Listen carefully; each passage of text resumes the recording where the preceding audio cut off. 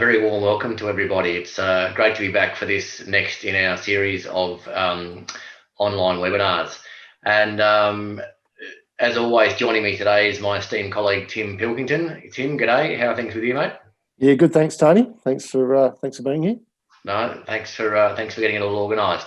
And folks, as we do with each of these webinars, we have a special interest topic to discuss. And today we're going to be looking at the impact and the role of a farm business discussion group in your business, and how that might impact your business, how you could help, and why you might choose to join one.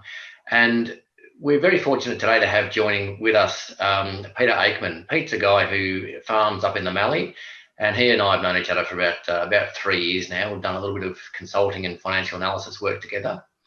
And Peter decided about 2 years ago to start up his own farm business discussion group.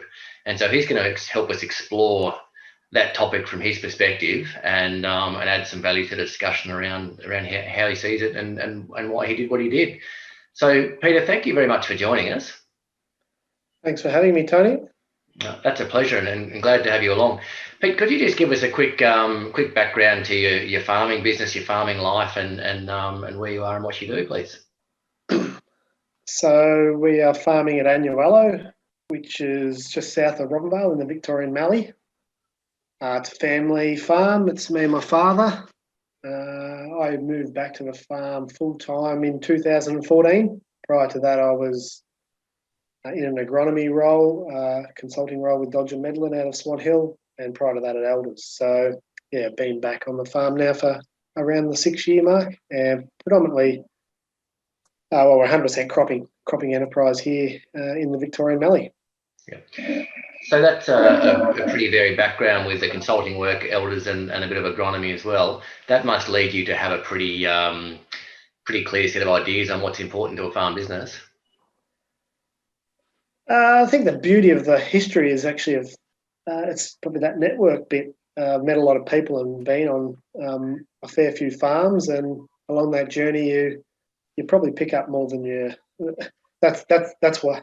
That's been the biggest benefit of my background, just the amount that I've learned from others, and from that, there's the experiences, and I guess now that's what leads into this the discussion group I've made up, is because I come home on the farm and it was me and my father, and yeah, just that external opinion or external help's always important, I think. It's an interesting segue into where we want to go today, Peter, and I think farm business discussion groups, they've been around for a long time, and they can fulfill a variety of roles. There's been ones that are very much benchmarking focused. There are ones that are very much, production focused, talking about improving crop growth, improving livestock, genetics, and all those sorts of things. Yours is a little bit different to that, and it's really quite structured and quite pointed in terms of what you do. We'll move on to that a little bit later, but I'd like to start just having a look at, what was it that inspired you to start a business discussion group in the first place, Peter? Probably we've had a bit of a talk about my history, and when I got back on the farm, I think our agronomy was okay. Management skills were pretty good, but I never really focused on the financial sides of the business. And I suppose I saw that the lowest hanging fruit. I did a strategic plan, and that was identified that I needed to upskill my financial literacy. From there, I attended a Rabobank executive development program, and there was a presenter there that was fairly strong on having benchmarks and knowing your finances better than anyone. You should know it. When you get to your accountant, you should be telling them what your business is doing, not them telling you. And that's what really opened my eyes, and I thought I need to know more here. And yeah, went about creating some of my own benchmark figures. I got all them, and that was fantastic. And I thought, well, what do I do with them? Who do I compare them against? So from there, I thought, well, I do know quite a few similar-minded and passionate people at being farmers. And I thought, well, I should approach them and see whether we want to start up a bit of a group for them. And that's where it bred from. So. Fantastic. So really, that financial focus has been the key of it all. So tell us a little bit about your group. What does it look like? How many members do you have? How often do you meet? That sort of stuff. there's 6 businesses in the group. There's 5 Victorian Mallee guys, 3 in the north and 2 in the south, and then there's 1 business in the northeast. So we meet. It's still a bit of, we've been going since, I think our first meeting was February 2020. So it's still a new group and it's a bit of a moving target. But we've had 1 meeting in February, which was an analysis of the 2019 season and our results there. And then we had another one in August, which was reviewing the actuals of 2019, because in February you haven't sold all your grain, you don't actually know what that revenue is. So we just reviewed the actual numbers in August and then a forecast for this year. And then in February this year we're meeting again and we're going to discuss how the season 2020 panned out. So probably go into that a little bit more about what we actually do. When you say what does it look like, well, I had all my numbers in a series of spreadsheets, which were good for me, but weren't certainly wasn't going to be that professional if we're trying to replicate it into some other businesses. So I actually saw Plan to Profit, which is a software platform created by Mike Krause, an economist out of Adelaide, and got involved with him and entered my data into there. And from there, I was able to enter these 5 other businesses into there. So we've got a really professional platform where all our numbers are. I collate everyone's data, which starts from, you put your paddocks and your rotation in, and then your variable costs, overhead costs, finance costs. And from there, they do a lot of the calculation. We draw the information out of there and do some additional key financial metrics that we compare as a group. So that's what it looks like. It really is a business. We set out, and I sort of, what I want to achieve out of it, I wanted to improve my knowledge and other group members' knowledge in financial management. I wanted to give more confidence in this area. I know, like, you have big decisions in finance, whether it's a new header purchase, what it might be. And in the past, I struggled with some of these decisions because I didn't have all the information. So the confidence bit, knowing the numbers, knowing the pros and cons of that new header versus second-hand header. So confidence, transparency, being able to show other people in your business what your numbers are, why you're doing things, why you want to invest here, why you want to invest there, why you want to pull back there. Just have a professional platform to be able to be transparent with the numbers, accurate. It's no good having inaccurate numbers because that's not going to help. And then enjoyment, which is pretty important in life, isn't it? You've got to be able to enjoy what you're doing, and managing a business is a pretty big part of what we do. So enjoyment out of you doing the right thing and doing the best you can and continue to growing in that space is what this group's always is what I'm trying to achieve for me and for the rest of the group members.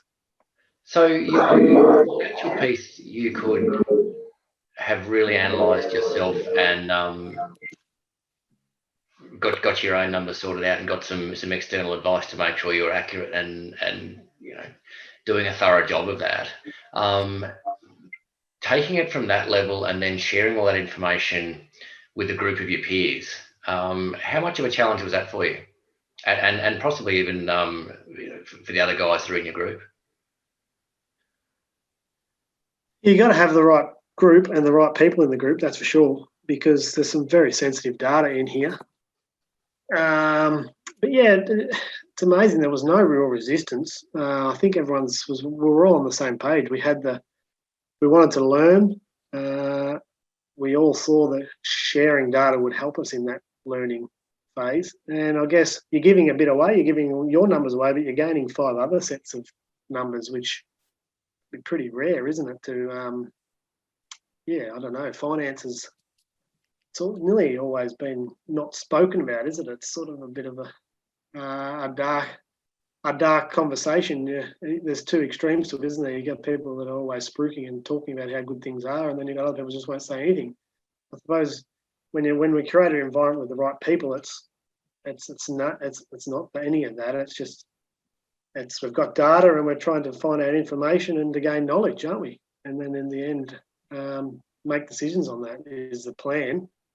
We're still in the infancy stages, but there was no real resistance, but need to have the right people in the group. And same values. Obviously, confidentiality and integrity are pretty important. So just a quick question probably for both of you, Pete and Tony, because Tony, you've done these groups in the past. How do you go about selecting to make sure you have the right people in the room?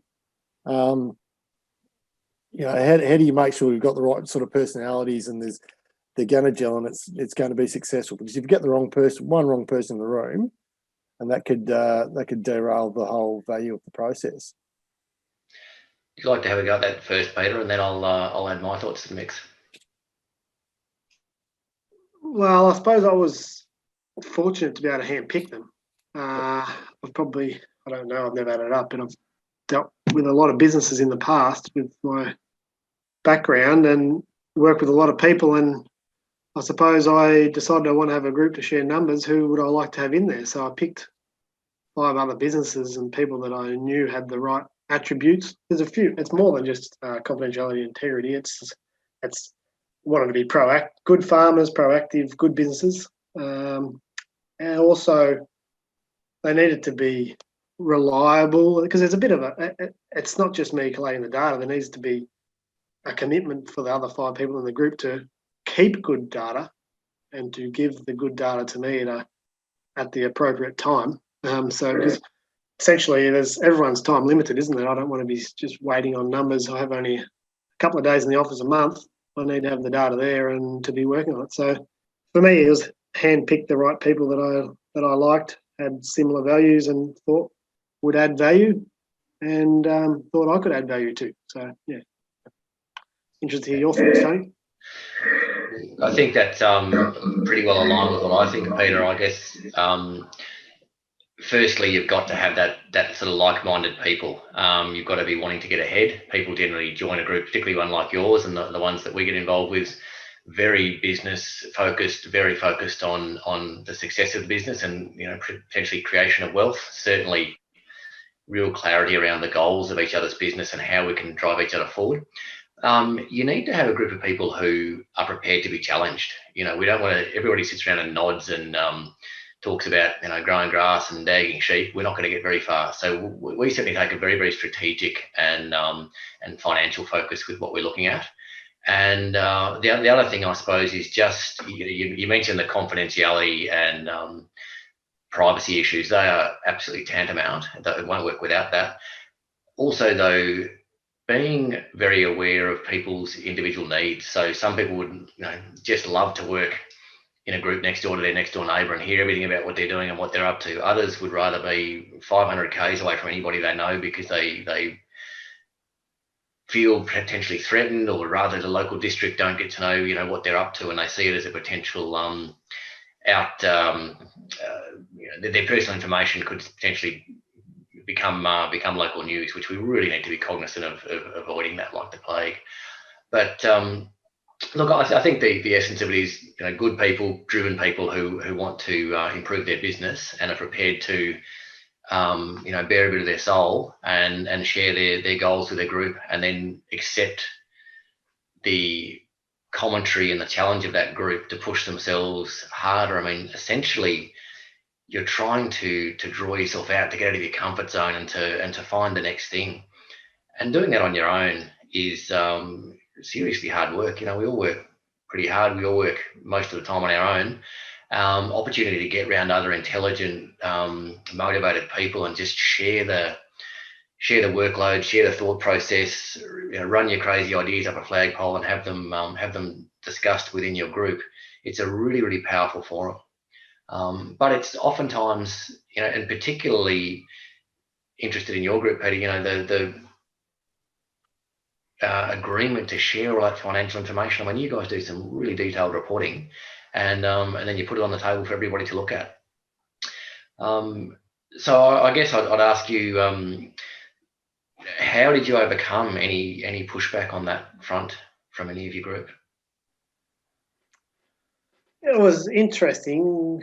At the start, we were thinking about how do we display the data and how are we going to get the most out of it. And we had the discussion. We've got a WhatsApp group, actually, which we send a lot of posts and threads through backwards and forwards. And it was sort of on that where I said, well, how do we want to – we just have all this as client 1, 2, 3, 4, 5, and just talk about the numbers. And I think everyone thought, well, we're going to learn the most if you're going to be able to work out who's who anyway, because there's different size. You need to know how many land sizes and different things. So it got to the point that, well, as I said before, you're giving one set of data away, but you're seeing 5 others. So I think there's so much more to gain than what you're going to lose. And if you've got trust in the group and a good group, there hasn't really been an issue. And sort of where we want to move to now is more, the data's great, but how much data have we got in our worlds that is underutilised? And I feel that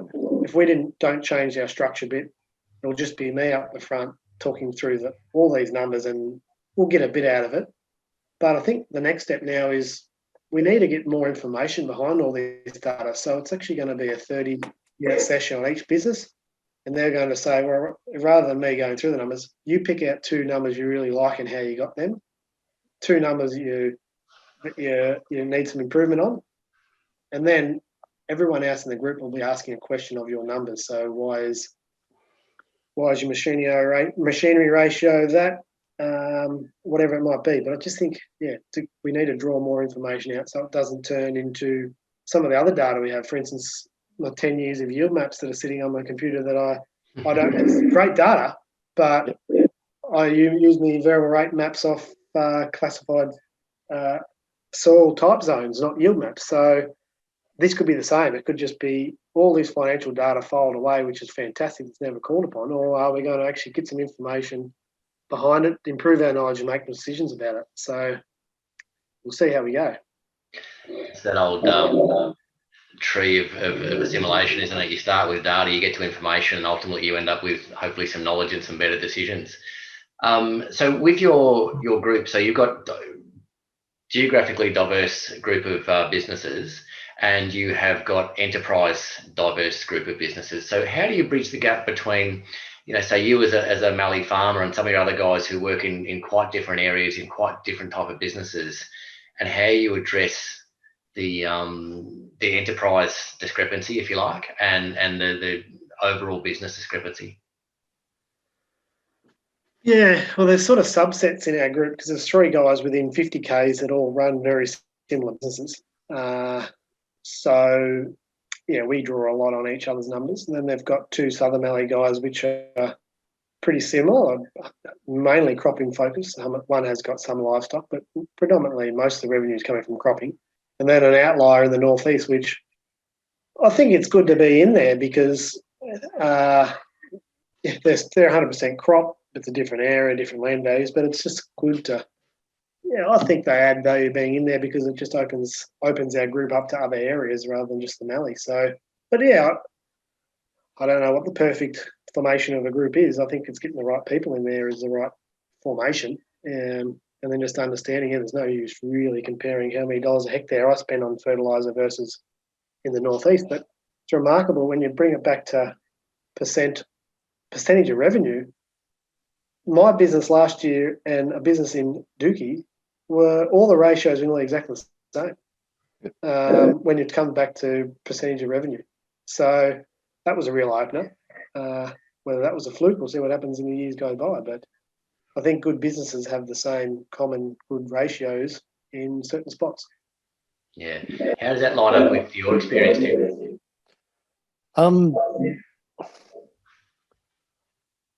I think it's probably pretty similar, and that's why when you're looking at when you're pulling apart a farm business, you're looking at the basic KPIs. They're pretty similar wherever you go. Like there's some things that vary, but some of the basic underlying ratios all stay the same wherever you go. It's just a matter of the numbers have got an extra 0 on some of them. That's all. But that's basically about right. Yeah, it's probably true when we're dealing with pretty successful, pretty progressive groups. And I think my take on that, Peter, is I'd almost want people with a different view of the world to mine. You don't understand what your neighbour's doing, that sort of thing is all very, very interesting. But if you can get somebody's opinion who does something a little bit different, has a different system, a different approach, then you might learn something that you didn't see coming. There can occasionally be a bit of a curveball that suddenly adds some really tremendous value because you're not dealing with somebody who's in a similar sort of mindset to those perhaps closest to you geographically. I'm also yet to see anybody present or talk who's successful in business that you couldn't learn something from, and that would be other farmers, but that could be somebody who's in manufacturing or sales or healthcare or anything else. A really, really good business operator, I think, is always worth listening to. And so surrounding yourself, the fact that you happen to be in ag and surrounding yourself with other farm businesses, I think the same rule of thumb applies. If you listen and you have an open mind, then you're going to learn something from all of those people. And I guess, and I hope you don't mind me sharing this, Peter, I've been the beneficiary of seeing your WhatsApp group with your group, and some of the stuff that you have your formal meetings every 6 months, and they're tremendous. But the amount of information that flicks around that group between times when somebody gets onto something like here's about an opportunity somewhere, it's I don't know how you put a value on that, but we've got to work out how to measure that, because it's pretty significant stuff. Back on the how you compare against different areas, and I think it's getting your mindset of what you're trying to achieve. Like what I want to achieve here is improve our knowledge of the ratios. It's not so much about me comparing my numbers with the Northeast anyway. It's about me comparing my own numbers year on year, and then seeing someone else's numbers year on year, and the strategies they've come about it. So, like every business is different, and look, there's always discrepancy, and it's the biggest one we throw in our group is this land value bit. Like we're comparing return on assets. Well, we've got some people in the groups that are very aggressive in their land valuation, and other people that are very conservative. That's just their nature. So comparing direct return on assets it could be your next door neighbour, but if you've got a 20% differentiation in your land value, that's wrong. But there's no point it's not wrong. You get very little value out of comparing that. But it's fine if you know. If you've just got the raw data, it doesn't mean anything, does it? You've got to have the information behind that and know what you're trying to achieve. So at least now we know that, and we know that you have to take those into account, and away we go. So it's understanding. It's not just raw. Yeah. And that was why I started. Another reason why the group come about is because there's so many different ways you can generate this information, isn't there? And slightly different ways of bringing out these ratios. But in this group, when one person is doing it all and making their same assumptions or the same type of assumptions and calculating the numbers the same way, I think I'm not saying we've got it right, but I just think it's consistent. It's a better system than the way I used to do it, when you just used to see other people's numbers and think, yeah, that's interesting, but what does it mean? How they calculate that?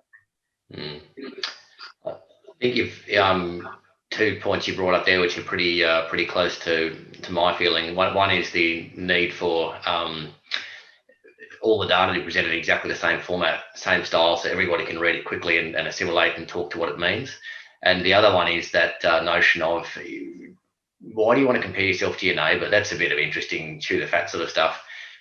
Challenge yourself to do better against your own ratios year on year, and you're floating 5 or 8 year average. That's where you can measure genuine improvement in your own business. And I think that's a real critical takeout. I'm delighted to hear that's what you're focusing on with your group. I'm a real advocate of that sort of style of thinking. Tim, I think you had something to throw in the mix there. Oh, I just sort of said that when you've got one person taking control of the data, it's consistent across the whole lot, and that's the thing. Whereas, I think we've spoken to Cora in the past, where when they're doing benchmarking and everybody's, so Corey's one of the other consultants we work with, when everybody's throwing the numbers in themselves in their own way, how do you know what's going on? But where it's coming back through one point, it's coming in the same way, and you know that the outputs are going to be as close to being accurate as possible. So it's a good way of doing it. Yeah, and I mean to that end, the use of that plan to profit agri software, which is what we use with all our consulting work, is it all just looks the same. It comes out, the input's the same, the output's the same. Everybody can understand it, and it's a really valuable asset to the business. So interested that you found such value in it too, Peter. What sort of feedback have you had from your group so far, Peter?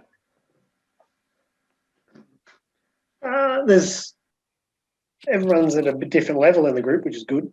Look, I think everyone's looking forward to our next catch up, which is a good thing. Retentions, everyone's wanted to be involved year 2. Everyone's probably got a little bit better at getting the data through to me, just because they've probably captured it more accurately because they knew it was coming. Good. I think they're enjoying. I think we're all learning. We're all interested to see how everyone's progressed and what strategies they've got in place and what the next move is for everyone. So, it's all been positive at the moment.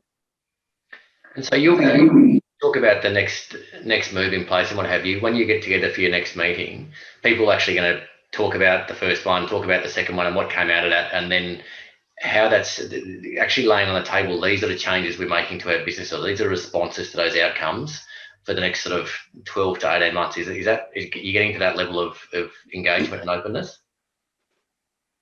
So we're getting ready for our third meeting. So I'd say the first 2 meetings it was just setting. For a start, it was just a group of numbers, and we started talking about them and trying to understand them better. We had the data. We're right at the beginning. We've got the data. We've had that for 12 months. Now we've got 2 years of data. Now it's trying to get information. So very few decisions have been made on the data yet, but I think we've learnt a lot. We know what these ratios mean a bit more now, and if we don't know, we know where to find out what they mean. Because I have no. If you just get lost in the terminology, because everyone says a ratio differently, and it's all calculated differently, and it doesn't. It just goes in and out because they don't understand it. Whereas I think our first 12 months is just setting up the understanding, learning, and I'm hoping now we progress into this one. We're drawing out a lot more information, and whether any decisions will be made after that, probably not. But it'll be everyone will know a bit more about each other's businesses, and there'll be a real constructive. I'm hoping to be a real constructive environment where you can be challenged by like-minded peers who sees your numbers and they might have had similar numbers or had done similar things in their business and can give some suggestions, or just an open forum of discussion between 6 like-minded businesses, and really go from there. Sounds like a pretty reasonable sort of ambition to and a reasonable sort of goal for your group to get to. Peter, what would you say to anybody considering, firstly, what sort of resistance would you expect we might see? We've got discussion groups already, new people considering joining them. What sort of challenges are going through their mind, and what would you say to that?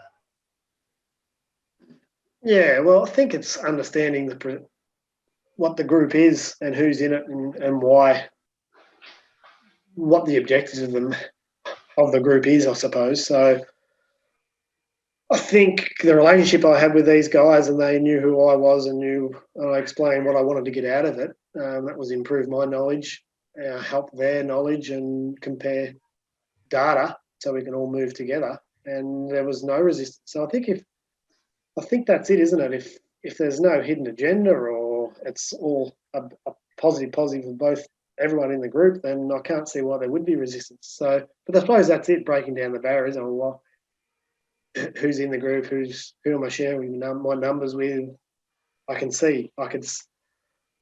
You need to have the trust and the right systems and the right people in there, so there isn't that resistance, I think.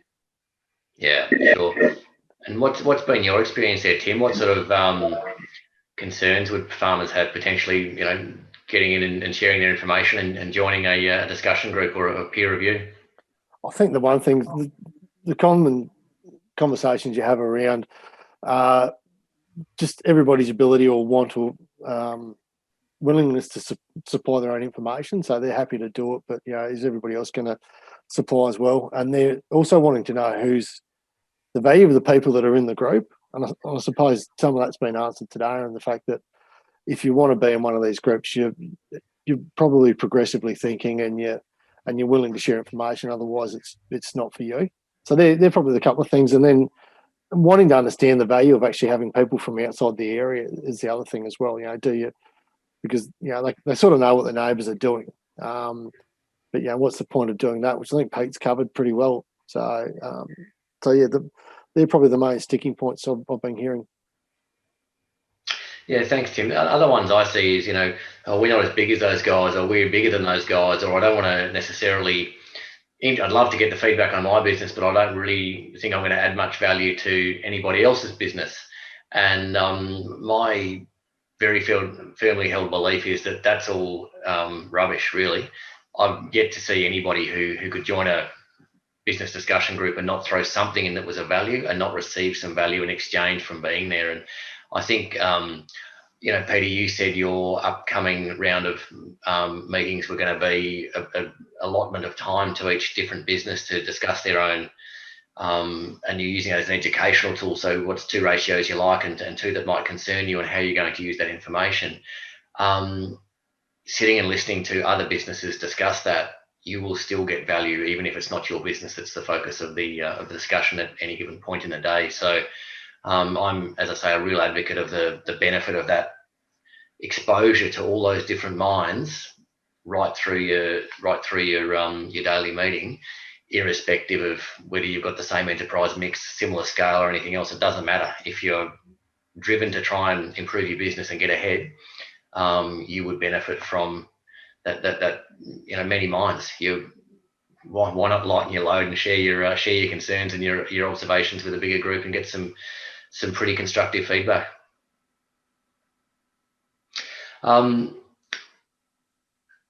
So I suppose just to sort of wind things up a little bit, in closing, Peter, any comments you'd like to make to anybody contemplating joining a business discussion group or business focus group with their farm? I think Tim was alluded to it before, but it's not a free ride. It's you've got to make sure you dedicate the time to capture good data and to be able to present the good data to whoever's compiling it. And that's a commitment. Like when you first set up, it's probably some people have got all that information and ready to go, whereas others, it can take a couple of weeks to find out all the information. So you need to have time available and allocate appropriate time to make this happen. And then I think my passing comment is, look, a lot of farm businesses now are managing substantial asset base, and the majority, I would say, have had absolutely no financial management education. Look at myself 5 years ago. All I knew about business management was off my father. All he knew about was off his father. So that's a pretty closed loop, isn't it? And psychology around finance in such a closed loop, it probably isn't. You might nail it and have some really progressive finance thinking genetics, or you may be in a bit of a bubble, which I think some are. I know ours was. I'm not sure if father won't mind me saying that. So, yeah. You're a CEO of a business. Not too many CEOs of multi-million-dollar businesses that haven't had any financial education. Yeah, couldn't have said it much better myself. And I think again that getting yourself out of that bubble and into some peer-reviewed alternative thinking, challenge all those paradigms that you've held dear for so long. You may or may not embrace everything that you hear, but it would be beneficial and healthy to hear a different perspective and see the view of others. Your thoughts there, Tim? Oh, I think Peter's nailed it pretty well. It's that understanding of the size of the asset that you're currently running and the challenge to yourself. I think that's part of what we do most of the time anyway, is actually trying to challenge people on what they're up to, but having that outside input to get a lot of different points of view on what's happening. And if you've got people there that are good operators, the more minds in the room that get there to challenge you on how you're going about your business, the better it's going to be, because you're either going to defend your position because you're right, or go home and rethink about it and come up with a new way of going about it. So it's a great way to try and push your business forward if you're looking to be successful and move forward in life. Yeah, absolutely. Well, look, folks, that sort of brings to a conclusion our discussion this afternoon. Anybody who's interested in finding out more about the discussion groups that Tim and I run, please don't hesitate to contact us, and very, very happy to explore those options. And if it's something you think you're interested in or you'd like to learn more about or see if it's right for you, please get in touch. Peter Aikman, thank you so much for your time this afternoon. It's been wonderful to hear you talk so candidly about your group and why you started it, what you've learned, and the journey that you're on. And thank you for sharing all of your short thoughts with us. And we wish you and your group all the very best for continued growth, challenge, and clarifying those objectives and where you're going to get them in the future. Thanks, Tony. Thanks, Tim. Thanks, Peter. Good to see you, mate. All right. Thanks very much, folks. Thank you, Tim, for your support once again. Good to have you along. And to everybody else, thanks for joining us this morning. I hope you've enjoyed the webinar and look forward to our March edition in a few weeks' time. Thanks very much. Thanks, guys.